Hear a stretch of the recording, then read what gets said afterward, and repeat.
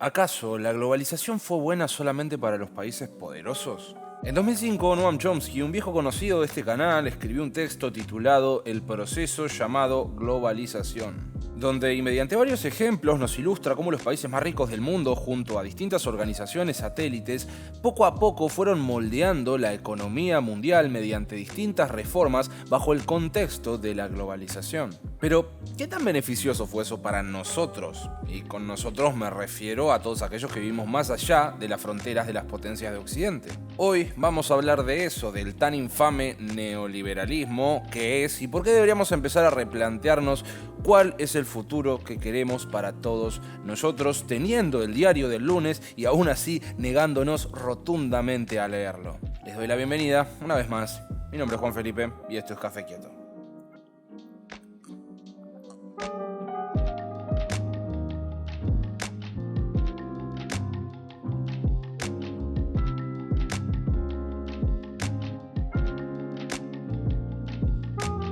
Para arrancar es importante entender a qué nos referimos cuando decimos globalización.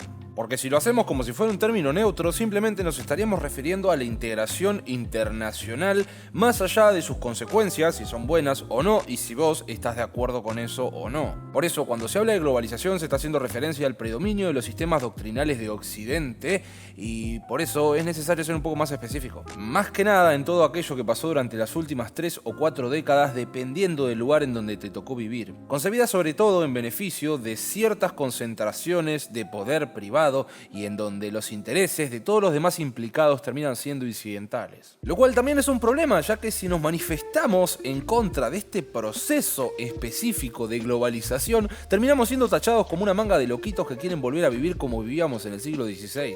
Cosa que no es así, pero bueno, nada que ya no hayamos visto en otras ocasiones con todos esos términos que su fundamento principal es ser anticosas. Chomsky nos señala que tras esta trampa hay un sistema de propaganda que nos empuja a estar a favor de esta cosa, aunque en realidad no deberíamos estarlo. Lo cual, en parte, es cierto, porque creo que ninguna persona en su sano juicio se manifestaría en contra de la globalización conociendo los beneficios que esto puede traer para todos nosotros.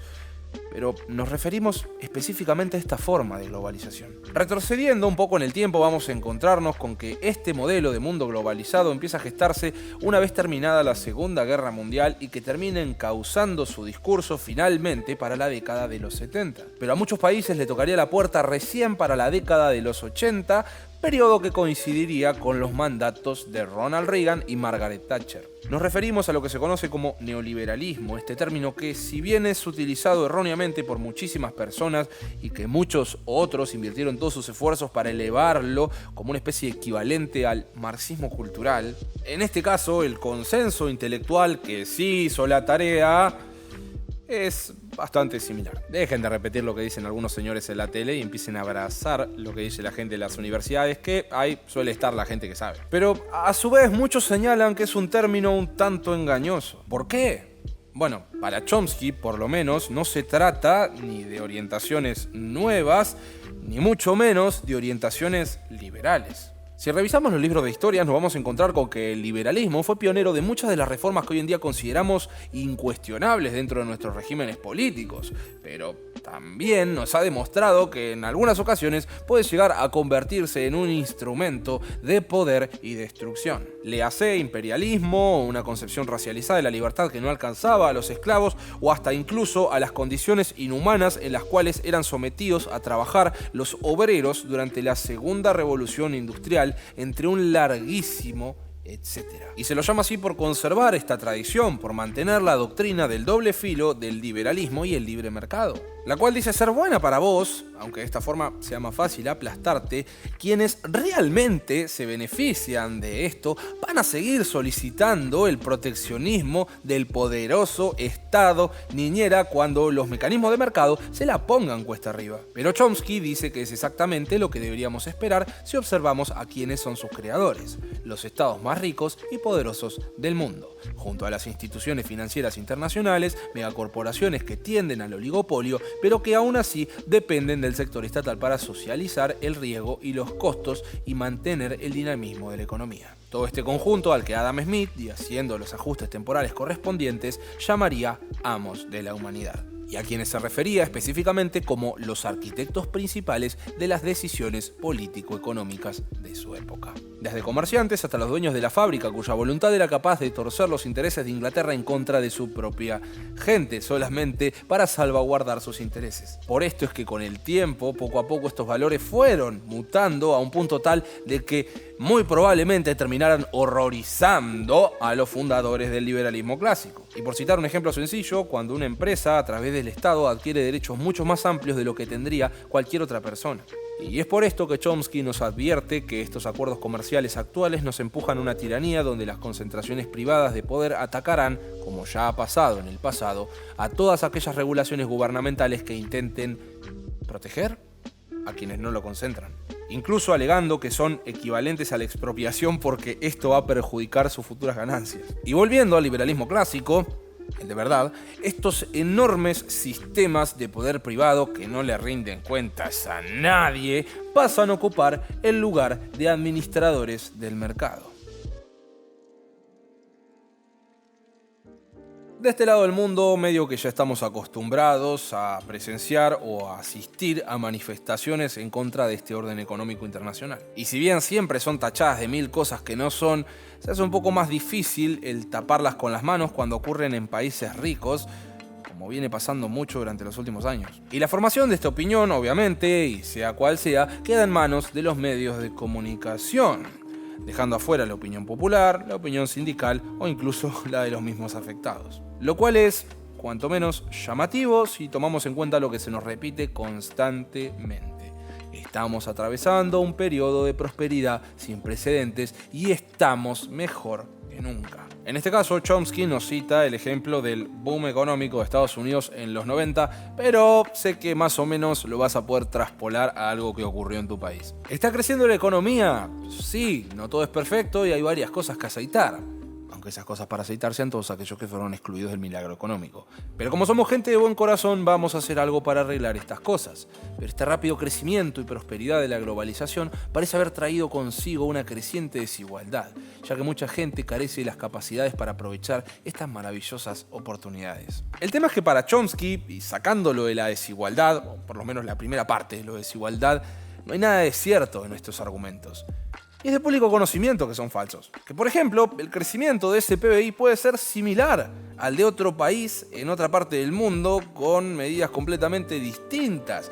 Pero ¿por qué seguimos sosteniendo esta mentira en contra de datos incuestionables? Y para él, la respuesta es sencilla: los medios de comunicación. Incluso nos señala que al mirar atrás en la historia, la integración económica internacional, o globalización para los amigos, aumentó a un ritmo uniforme hasta la Primera Guerra Mundial y que luego de una estabilización, en nuestros tiempos, está alcanzando los niveles de hace un siglo. Pero es completamente diferente, ya que no tenemos aquello que Adam Smith llamaba libre circulación de mano de obra, que era una de las bases del libre mercado. ¿O por qué te pensás que hace un siglo los inmigrantes podían llegar de a millones y nadie les decía absolutamente nada? Lo que hoy circula es el capital especulativo a corto plazo y que está alcanzando, sí, un nivel sin precedentes. Esta diferencia refleja una de las características esenciales de esta versión contemporánea de la globalización. El capital tiene prioridad por sobre las personas. Incluso si hiciéramos una interpretación mucho más técnica de lo que significa globalización, podríamos llegar a afirmar que este es el camino hacia un mercado global, que incluye precios y salarios equivalentes en todas las partes del mundo. Pero ustedes ya saben qué onda con eso. Vamos en una dirección completamente contraria. La desigualdad no para de crecer a un ritmo vertiginoso en este proceso de globalización, tanto dentro de los países como entre países. Y se espera que esta tendencia continúe así.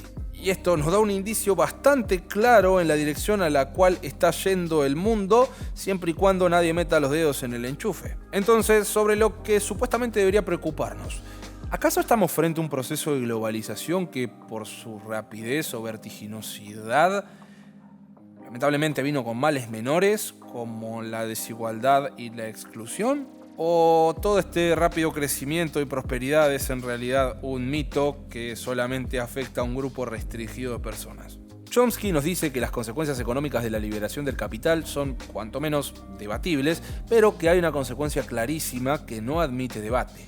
La liberalización del capital socava la democracia. El movimiento libre de capital produce lo que algunas personas llaman un parlamento virtual que tiene derecho a vetar las decisiones gubernamentales. Es decir, los gobiernos se terminan enfrentando a un doble electorado. Por un lado tenés a los votantes y por el otro a los especuladores. Los especuladores son aquellos que constantemente están haciendo referéndums sobre las decisiones gubernamentales y si no les gustan, ejercen su derecho a veto. ¿Y cuál es su veto? Bueno, o atacar la moneda del país o retirar su capital. Cualquiera de las dos, las consecuencias terminan siendo catastróficas. Pero ojo, pasa hasta en los países ricos, porque es su voluntad la que prevalece. Esta, según Chomsky, es la principal diferencia que hay entre esta globalización y la globalización de nuestros bisabuelos del 1900. Es un ataque a las democracias. Incluso las decisiones socioeconómicas están gradualmente pasando a manos de concentraciones de poder inaceptables. Y esto es una característica esencial de estas reformas neoliberales. Chomsky, en contra de la creencia de muchos, nos señala que estas reformas incluso tuvieron un impacto negativo en su propio país, los Estados Unidos de América, donde, y según él, los ingresos de la mayoría de la población, estima algo así que del 70%, se estancaron de los 70 en adelante. Cosa que se complica todavía más si nos alejamos de los indicadores estándar, de lo que ya hice un video en el pasado y te recomiendo que lo vayas a ver. Por lo que él nos señala que para muchos esto puede ser revelador o por lo menos que nunca se lo habían planteado de esa forma. Este orden económico promovido por los países ricos y sus organizaciones financieras aliadas prohíben justamente todas aquellas medidas que hicieron a los países ricos ser países ricos. Léase Estados Unidos, el Reino Unido, Japón, etc. Para alcanzar su nivel de desarrollo actual tuvieron que recurrir a un proteccionismo sin precedentes, imponer un régimen de patentes para entorpecer la innovación y el crecimiento y permitirle a las empresas acumular enormes ganancias mediante la imposición de precios monopolísticos a productos que a menudo se desarrollaron con subvenciones públicas. El liberalismo económico en medida de que los ganadores sigan ganando, porque de ser necesario va a haber proteccionismo para que sigan ganando. Y ejemplos históricos hay montones. Busquen, vayan a hacer la tarea. Porque casi siempre que observemos a una sociedad que ha alcanzado altos niveles de desarrollo, sea en América, Europa o Asia, nos vamos a encontrar con un mismo patrón que se repite.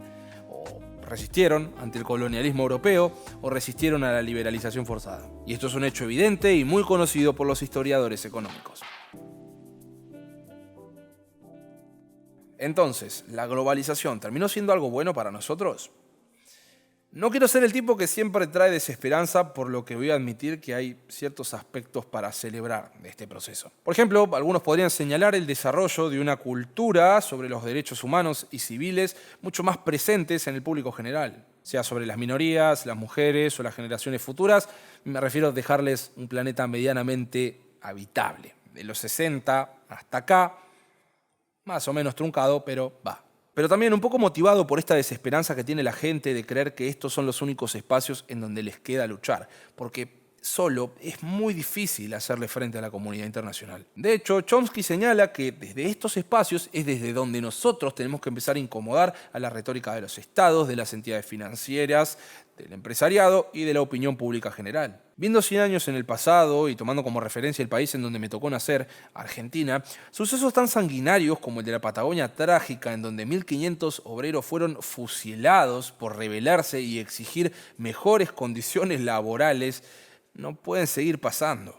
No porque el mercado se haya regulado a sí mismo, sino porque un montón de gente luchó y murió por esto. Y además, por todos esos beneficios laborales que hoy puedes gozar, sea para restringir la violencia estatal o para desatar uno de esos eventos revolucionarios que tanto hoy celebramos en los libros de historia. Para Chomsky es importante mantener este impulso para terminar de consolidar estos lazos de simpatía y solidaridad que fuimos desarrollando a lo largo de los años, para que en el futuro podamos decir que a ese futuro lo decidió la voluntad popular y no el capricho de unos pocos. Buenas noches.